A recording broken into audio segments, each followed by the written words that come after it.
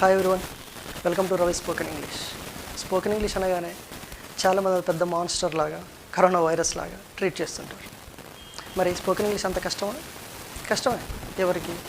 ఒక పద్ధతి అంటూ, ఒక బేస్ అంటూ, ఒక స్ట్రక్చర్ అంటూ ఫాలో అవ్వకుండా ఏ పర్టికులర్ టైంకి ఏది దొరికితే కొంతమంది న్యూస్ పేపర్ అదే పనిగా చదువుతుంటారు. Still they are unable to learn English. కొంతమంది షార్ట్ స్టోరీస్, కొంతమంది గ్రామర్, టెన్సెస్ అని, యాక్టివ్ వాయిస్ అని, ప్యాసివ్ వాయిస్ అని, ఏ పర్టికులర్ టైం దొరికితే ఆ పర్టికులర్ టైంకి ఏది పడితే అది రీడ్ చేస్తుంటారు, ఫాలో అవుతారు. బట్ ఇంకా వాళ్ళు ఇంగ్లీష్ నేర్చుకోవట్లేదు అంటే రీజన్ ఏంటి? వాళ్ళు ఒక సరైన పద్ధతి, ఒక విధానాన్ని ఫాలో అవ్వరు. నాకు తెలిసినంతవరకు చెప్తాను ఫ్రెండ్స్, ఒక పద్ధతి, ఒక స్ట్రక్చరు, ఒక ఫార్ములా అంటూ ఇంగ్లీష్లో మీరు ఫాలో అవ్వడం స్టార్ట్ చేస్తే కనుక ఇంగ్లీష్ నేర్చుకోవడం అంత ఈజీ పని ఇంకొకటి ఉంటుంది అనడం. మరి what is the right way to learn English? English నేర్చుకోవడానికి సరైన పద్ధతి ఏంటి? ఎలా నేర్చుకోవాలి? మీరు తెలుగులో చూడండి, ఆయన వచ్చాడు అంటాం, ఆయన వెళ్ళాడు అంటాం, తింటున్నాడు అంటాం, కూర్చున్నారు అంటాం, వస్తారు అంటాం, లేదా వచ్చాడు అంటాం, రావచ్చేమో అంటాం. ఇవన్నీ ఏంటి? టైం. మనకి ఏ లాంగ్వేజ్ అయినా సరే మనం ముందు ఒక సెంటెన్స్ మాట్లాడాలి అంటే అసలు ఏం జరిగింది, అది పాస్ట్లో చెప్పాలా, ప్రజెంట్లో చెప్పాలా, ఫ్యూచర్లో చెప్పాలా, ఎలా చెప్పాలి? ముందు మనకు టైమింగ్ తెలియాలన్నమాట. టైమింగ్ తెలిసినప్పుడు మనం ఆ సెంటెన్స్ని ఈజీగా ఫామ్ చేయగలుగుతాం. టైమింగ్తో పాటు మనకు వర్బ్ ఫామ్స్ అనేది కంపల్సరీగా తెలిసి ఉండాలి. అండ్ ఇంగ్లీష్లో మనకు 7 సబ్జెక్ట్స్ ఉన్నాయి. ఇంగ్లీష్లో సెంటెన్స్ స్ట్రక్చర్ ఎలా ఉంటుందండి? Subject plus verb plus object. ఇది వచ్చేసి ఇంగ్లీష్లో మనం ఒక సెంటెన్స్ని ఫామ్ చేయాలంటే కనుక ఉండే స్ట్రక్చర్ మనకు subject plus verb plus object. తెలుగులో డిఫరెంట్గా ఉంటుంది, ఇంగ్లీష్లో మనం ఇది ఫాలో అవుతాం. సో మనకి ఇంగ్లీష్లో వచ్చేసి 7 సబ్జెక్ట్స్ ఉన్నాయి. I, we, you, they, he, she, it. ఈ హీ, షీ, ఇట్ని సపరేట్గా కింద మెన్షన్ చేశాను, వీటితో కలవకుండా. ఈ 4 సబ్జెక్ట్స్ ఒక దగ్గర రాశాను, ఈ 3 సబ్జెక్ట్స్ ఇంకో దగ్గర రాశాను. దానికి మంచి రీజన్ ఉంది, చాలా పెద్ద రీజన్ ఉంది. చాలామంది మాకు ఇంగ్లీష్ బాగా వచ్చు అని చెప్పేసి ఫ్లోలో మాట్లాడే వాళ్ళు కూడా చేసే అతి పెద్ద మిస్టేక్స్. నేను మీకు ఈ సీట్, హీ సీట్ గురించి ఎక్స్ప్లెయిన్ చేసినప్పుడు ఎందుకు ఇలా సపరేట్గా పక్కకు రాశాను అనేది చెప్పేటప్పుడు మీకు ఎక్స్ప్లెయిన్ చేస్తాను. సో మనం ఏ సెంటెన్స్ అయినా ఫామ్ చేయాలనుకుంటే, whatever the sentence we have to form, we use this 7 subjects. I mean any of these 7 subjects. ఈ 7 సబ్జెక్ట్స్లో ఏదైనా ఒక సబ్జెక్ట్ని తీసుకొని మనం సెంటెన్స్ అనేది ఫామ్ చేస్తాం. సబ్జెక్ట్ అంటే ఏంటి? మనం దేని గురించి అయితే మాట్లాడుతున్నామో దాన్ని మనం సబ్జెక్ట్ అంటాం. నేను నా గురించి మాట్లాడుతున్నాను, అప్పుడు నేను ఐ సబ్జెక్ట్ తీసుకుంటాను. నేను మన గురించి మాట్లాడుతున్నాను, వీ సబ్జెక్ట్ తీసుకున్నాను. నేను మీ గురించి మాట్లాడుతున్నాను, యూ అనే సబ్జెక్ట్ తీసుకుంటాను. గ్రూప్ ఆఫ్ పీపుల్ గురించి మాట్లాడుతున్నాను, దే సబ్జెక్ట్ తీసుకుంటాను. ఒక పర్సన్, హీ, మేల్ గురించి మాట్లాడుతున్నాను, హీ సబ్జెక్ట్ తీసుకుంటాను. అండ్ ఫీమేల్ పర్సన్ గురించి మాట్లాడుతున్నాను, సీ సబ్జెక్ట్ తీసుకుంటాను. అండ్ ఇట్ అంటే న్యూట్రల్ జెండర్ లాగా. డాగ్ గురించి మాట్లాడుతున్నాను, ఇట్ తీసుకుంటాం. కొంతమంది డాగ్ కూడా హీ అంటారు, హీ, షీ అంటారు, అది వేరే విషయం. స్టోన్ గురించి మాట్లాడుతున్నాను, స్టిక్ గురించి మాట్లాడుతున్నాను. ఒక జెండర్ అంటూ లేని సబ్జెక్ట్స్ గురించి మనం మాట్లాడంటే కనుక మనం ఇట్ అనేది యూజ్ చేస్తాం అనమాట. సో మనం ఏ సెంటెన్స్ ఫామ్ చేసినా I, we, you, they, he, she, it అనే సబ్జెక్ట్స్ యూజ్ చేసి ఇంగ్లీష్ నేర్చుకోవడం అనేది జరుగుతుంది. సో మనం ఏ సెంటెన్స్ ఫామ్ చేసినా structure should be like this: subject plus verb plus object. ఈ ప్రొసీజర్ని, ఈ ఫార్ములాని మనం ఫాలో అవుతాం. సో మీరు అనుకుంటున్నారు, మరి ఏంటి right way, what is the right way to learn English అని మీరు డౌట్. నేను మరి స్టార్టింగ్లో చెప్పాను కదా, రైట్ వే చాలామంది ఫాలో అవ్వరని చెప్పేసి. మీకు అది కూడా అదే డౌట్ వచ్చి ఉండొచ్చు. మరి నేను ఇంత చెప్తున్నాడు, what is the right way అనేది చెప్పట్లేదండి. చెప్పాను కదా, టైం. ముందు మనం ఏ టైంలో వచ్చాడు అంటే ఏం చెప్పాలి, టైం. దాన్ని ఇంగ్లీష్లో ఎలా చెప్పాలి? వస్తున్నాడు అంటే ఎలా చెప్పాలి? ఐ మీన్ నేను చెప్పేదంటే పాస్ట్లో ఒక విషయం పాస్ట్లో జరిగిందంటే ఎలా యూజ్ చేయాలి, ప్రజెంట్లో జరుగుతుందంటే ఎలా యూజ్ చేయాలి, ఫ్యూచర్లో జరుగుతుందంటే ఎలా యూజ్ చేయాలి. చాలామంది తెలుసు అనుకుంటారు, ఇంగ్లీష్ ఫ్లూయెంట్గా మాట్లాడుతున్నాం అనుకుంటారు, మాట్లాడుతూనే ఉంటారు. బట్ వాళ్ళు they make a lot of mistakes అనమాట. సో మనం అలాంటి మిస్టేక్స్ చేయకుండా పర్ఫెక్ట్గా, ఐ మీన్ పర్ఫెక్ట్గా అంటే ఇంగ్లీష్లో చాలామంది అంటుంటారు ఇంగ్లీష్కి పర్ఫెక్షన్ అంటూ ఉండదు, మనం ఎలా అయినా మాట్లాడవచ్చు అంటారు. Okay, I agree with that. ఎప్పుడు మీరు బేసిక్ ఇంగ్లీష్ పర్ఫెక్ట్గా నేర్చుకున్నప్పుడు, బేసిక్ ఇంగ్లీష్ కనుక మీకు పర్ఫెక్ట్గా వచ్చి ఉంటే కనుక ఆ బేసిక్ దాటి మీడియం లెవెల్ దాటి మీరు హై లెవెల్కి, అడ్వాన్స్డ్ లెవెల్కి, అడ్వాన్స్డ్ స్పీకర్గా మీరు ఎదిగినప్పుడు అప్పుడు మీరు ఇంగ్లీష్ని ఎలా అయినా మాట్లాడవచ్చు, నో రూల్స్. బట్ ఇంగ్లీష్ నేర్చుకునే క్రమంలో మొదటి దశ, స్టార్టింగ్ స్టేజ్, అండ్ మీడియం మధ్యలోకి వెళ్ళిన తర్వాత ఈ 2 దశలు మాత్రం పర్టికులర్గా మొదటి దశలో మనం ఖచ్చితంగా పిల్లర్స్ ఫామ్ చేసుకోవాలి, బేస్మెంట్ ఖచ్చితంగా ఉండాలి. అప్పుడు మాత్రమే మీకు ఒక సెంటెన్స్ అనేది ఎలా ఫామ్ చేయాలో తెలుస్తుంది. అండ్ అలాగే మీరు ఫామ్ చేసిన సెంటెన్స్ రైట్ ఆర్ రాంగ్ అనేది మీరు ఈజీగా ఐడెంటిఫై చేస్తారు. ఎవరన్నా రాంగ్ సెంటెన్స్ మాట్లాడినా మీకు ఇమీడియట్గా తెలిసిపోతుంది. మీతో మాట్లాడే వాళ్ళు ఎవరైనా రాంగ్ సెంటెన్స్ మాట్లాడారనుకోండి, ఇతను రాంగ్ మాట్లాడారు, ఆ సెంటెన్స్ కరెక్ట్ కాదని మీకు మైండ్లో తెలిసిపోతుంది. అదేవిధంగా మీరు మాట్లాడినా సరే వేరే వాళ్ళతో ఇంగ్లీష్ మాట్లాడేటప్పుడు మీరు ఒక సెంటెన్స్ రాంగ్ మాట్లాడారనుకోండి, అవతల పర్సన్ ఇంగ్లీష్ బాగా వచ్చి ఫ్లూయెంట్గా ఇంగ్లీష్ మాట్లాడే పర్సన్ అనుకోండి, అతనికి ఈజీగా తెలిసిపోతుంది ఏంటి మీరు మాట్లాడే ఇంగ్లీష్ రాంగ్ అని తెలిసిపోతుంది అనమాట. మనం ఫస్ట్ ఇంగ్లీష్లో నేర్చుకోవాల్సింది, స్టార్ట్ చేయాల్సింది టెన్స్తో అండి. టెన్స్తో మనం స్టార్ట్ చేస్తాం.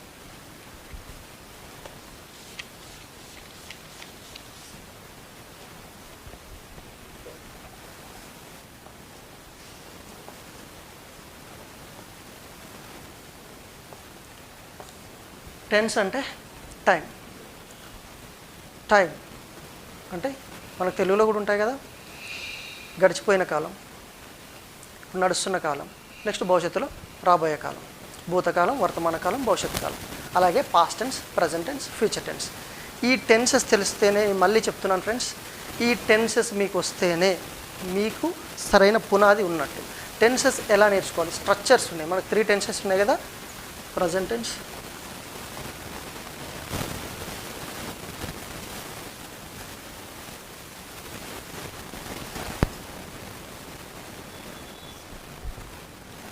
present tense,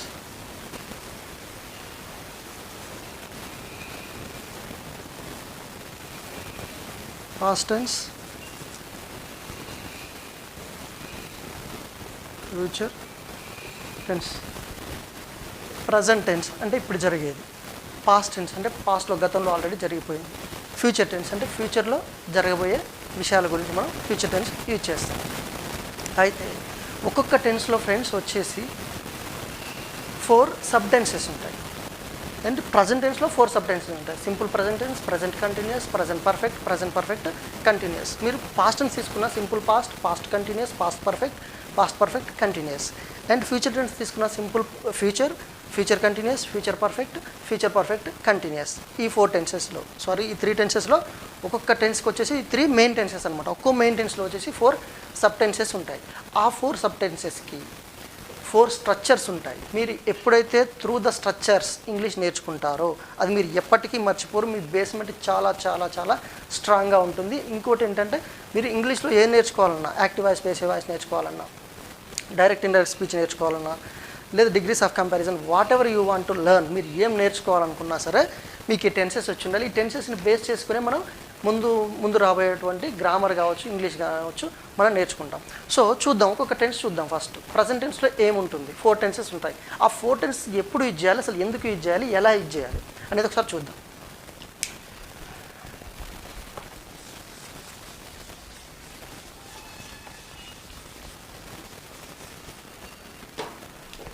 మనకు ఇది మెయిన్ టెన్స్, ప్రజెంట్ టెన్స్ చూద్దాం ఫస్ట్. ఇందులో వచ్చేసి ఫస్ట్ టెన్సెస్ అంటే simple present,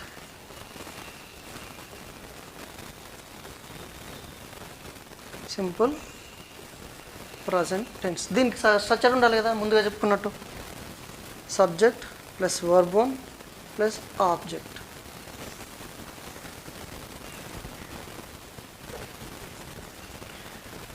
simple present friends, subject plus verb one plus object, ఇది వచ్చేసి సింపుల్ ప్రజెంట్ టెన్స్కి స్ట్రక్చర్. మనం ఎప్పుడు యూజ్ చేస్తాం సింపుల్ ప్రజెంట్ టెన్స్? మనం అసలు ఎప్పుడు యూజ్ చేస్తాం సింపుల్ ప్రజెంట్ టెన్స్? ఎప్పుడు యూజ్ చేస్తాం అంటే జనరల్ స్టేట్మెంట్స్ మనం చెప్పడానికి సింపుల్ ప్రజెంట్ టెన్స్ని యూజ్ చేస్తాం. అలాగే యూనివర్సల్ ట్రూత్స్ అంటే ఆల్వేస్ ట్రూ, ఇప్పుడు భూమి గుండ్రంగా ఉంది, ఇలాంటివి చెప్పడానికి సింపుల్ ప్రజెంట్ టెన్స్ మనం వాడతాం. ఒకటి యూనివర్సల్ ట్రూత్స్, రెండు వచ్చేసి జనరల్ స్టేట్మెంట్స్. ఒక ఎగ్జాంపుల్ తీసుకుందాం. సబ్జెక్ట్ నుంచే కదా మనకు, సబ్జెక్టే కదా కావాల్సింది. సబ్జెక్టు అంటే ఈ సబ్జెక్ట్లో ఏదో ఒకటి అయి ఉండాలి. సపోజ్ నేను అయ్యే తీసుకుంటాను, ఐ.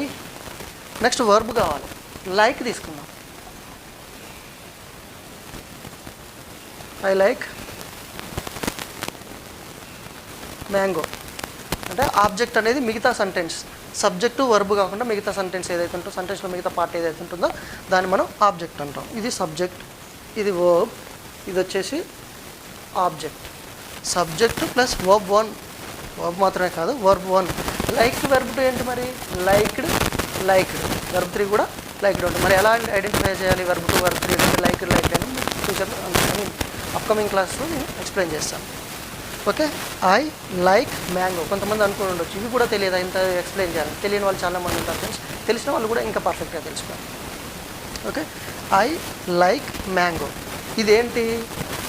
యూనివర్సల్ ట్రూత్ కాదు, ఇది జనరల్ స్టేట్మెంట్. జనరల్ స్టేట్మెంట్స్ చెప్పడానికి మనం సింపుల్ ప్రెజెంట్ టెన్స్ని వాడతాం. ఐ లైక్ మ్యాంగో అంటే నాకు మ్యాంగో అంటే ఇష్టం. అది ఎప్పుడైనా అది జనరల్ స్టేట్మెంట్. అంటే నాకు ఈరోజు మ్యాంగో ఇష్టం, రేపు ఇష్టం లేదు, నెక్స్ట్ సండే రోజు ఇష్టం, మండే రోజు ఇష్టం లేదు, అది కాదు. General statement. అది నాకు ఎప్పుడైనా మ్యాంగో అంటే ఇష్టం. Suppose I play cricket. నేను ఎప్పుడైనా క్రికెట్ ఆడతాను. నాకు క్రికెట్ ఆడడం అంటే ఇష్టం కదా, నేను క్రికెట్ ఆడతాను. So he plays cricket.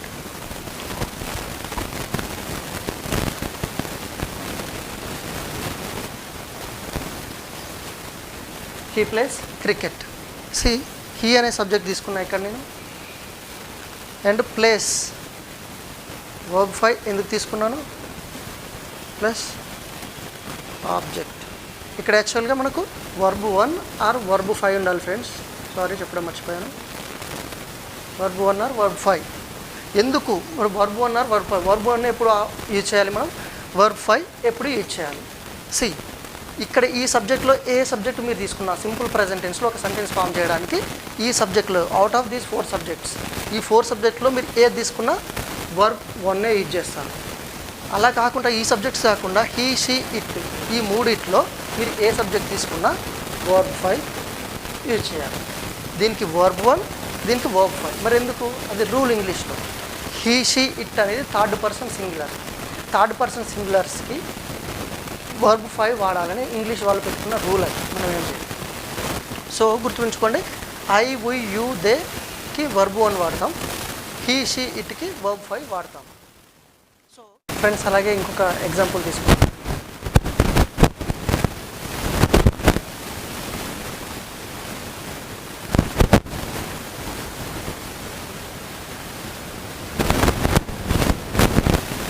చూడండి, ఈ సెట్ ఆఫ్ సబ్జెక్ట్స్ ఉన్నాయి అండ్ ఈ సెట్ ఆఫ్ సబ్జెక్ట్స్ ఉన్నాయి. నేను సింపుల్ ప్రజెంట్ టెన్స్లో సెంటెన్సెస్ అనేది ఫామ్ చేస్తున్నాను.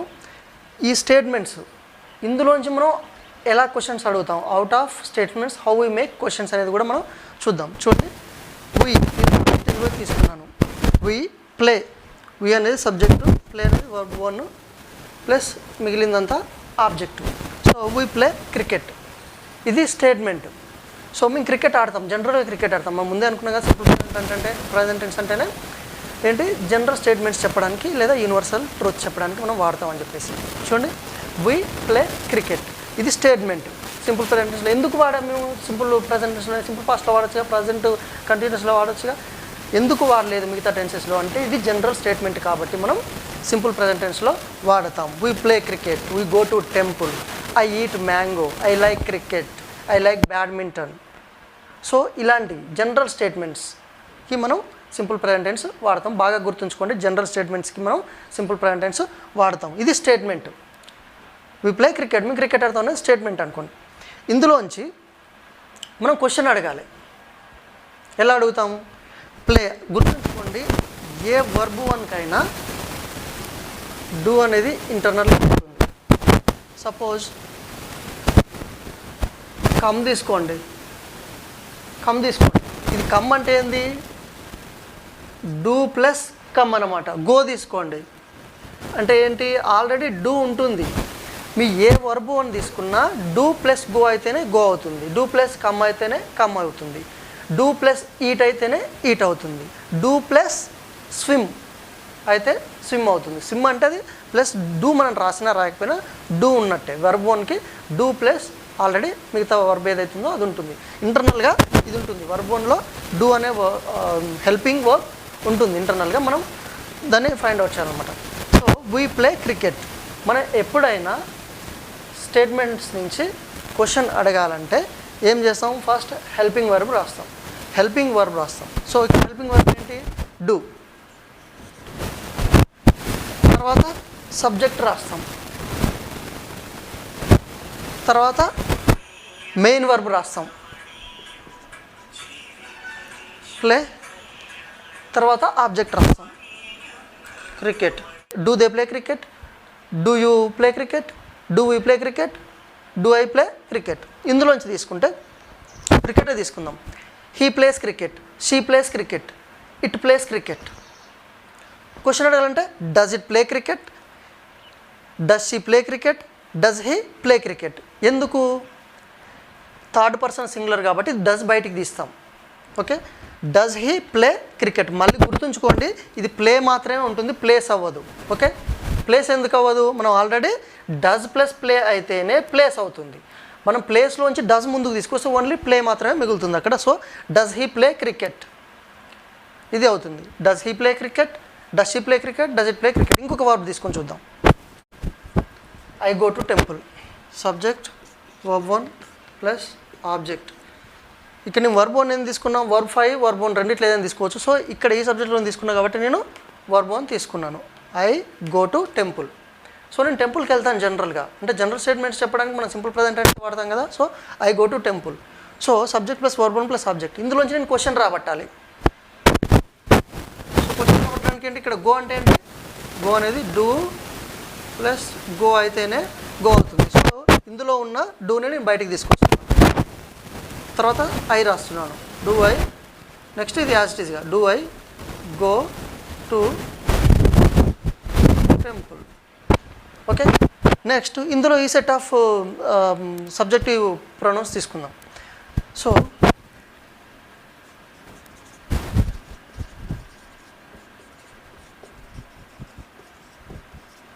He goes to temple, he goes to temple. See ఈ సబ్జెక్ట్స్ తీసుకున్నప్పుడు I go to temple, we go to temple, you go to temple, they go to temple. But ఇక్కడికి వచ్చేసరికి చూడండి, he goes to temple, she goes to temple, it goes to temple. ఎందుకు? Third person singulars కాబట్టి. ఇందులో ఒక question రాబట్టాలి అంటే గోస్లో ఏముంటుందంటే డస్ ప్లస్ గో ఉంటుంది. డస్ ప్లస్ గో అయితేనే మనకేమవుతుంది? గోస్ అవుతుంది. సో ముందు మనం క్వశ్చన్ అడగాలంటే ఏంటి? ఫస్ట్ హెల్పింగ్ వర్బ్ని బయటికి తీసుకురావాలి. గోస్లో ఏముంది? డస్ ప్లస్ గో ఉంది. సో ఈ డస్ని బయటికి తీసుకొస్తాను నేను. డస్ తర్వాత ఏం రాయాలి? సబ్జెక్టు. డస్ హీ, ఇక్కడ డస్ బయటకు వచ్చింది, ఇంకేముంటుంది? ఓన్లీ గో ఉంటుంది. Does he go to temple. ఇది question form. See I go to temple, do I go to temple question form అవుతుంది. We go to temple, do we go to temple question form అవుతుంది. Do you go to temple question అవుతుంది. Do they go to temple, do అన్నిటికి వాడతాం. ఇక్కడ does వాడాలి. Does he go to temple, does she go to temple, does it go to temple. Okay, మళ్ళీ ఈ డస్ని తీసుకొచ్చి ఈ సబ్జెక్ట్స్కి వాడొద్దు, ఈ డూని తీసుకొచ్చి ఈ సబ్జెక్ట్కి వాడొద్దు. డూ ఈ go to temple, do she go to temple, ఇది రాంగ్ అవుతుంది. అలాగే does I go to temple, does we go to temple, అలా కూడా రాంగ్ అవుతుంది. ఇది గుర్తుంచుకోండి. ఈ సెట్ ఆఫ్ ప్రొనౌన్స్కి డూ వాడతాం, ఈ సెట్ ఆఫ్ ప్రొనౌన్స్కి డస్ వాడతాము. క్వశ్చన్ ఫామ్ మెయిన్ వచ్చేసి సింపుల్ ప్రజెంట్ టెన్స్లో అందరూ కన్ఫ్యూజ్ అయ్యేది ఏంటి అంటే ఫ్రెండ్స్, డూ డస్ వాడడం ఎలా తెలియకనే చాలామంది కన్ఫ్యూజ్ అవుతారు. హీ షీ ఇట్కి డస్ వాడాలి, ఐ వి యూ దేకి డూ వాడాలి. ఐ ఈట్ మ్యాంగో అంటే ఏమవుతుంది? డూ ఫామ్ అవుతుంది. హీ ఈట్స్ మ్యాంగో అంటే ఏమవుతుంది? డస్ ఫామ్ అవుతుంది. సో మీకు అర్థమైందని నేను హోప్ చేస్తున్నాను. సో ఫ్రెండ్స్, ఇలాంటి వీడియోలు మీకు ఇంకా కావాలంటే ఈ వీడియో నచ్చినట్టయితే లైక్ చేయండి, షేర్ చేయండి, సబ్స్క్రైబ్ చేయండి.